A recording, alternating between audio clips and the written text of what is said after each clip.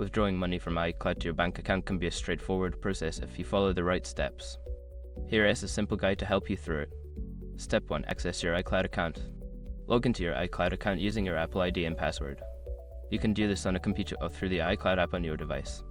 Step 2. Check your iCloud balance. Once logged in, navigate to the Settings or Account section to check your iCloud balance. Ensure that you have sufficient funds available for withdrawal. Step 3. Link your bank account.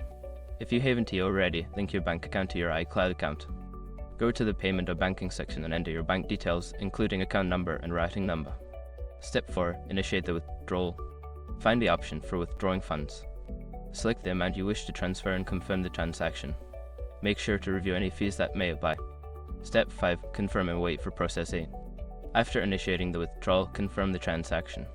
It may take a few business days for the funds to appear in your bank account, so be patient and check your bank statements. In conclusion, by following these steps, you can successfully withdraw money from your iCloud account to your bank account. Always ensure your account details are accurate to avoid any issues.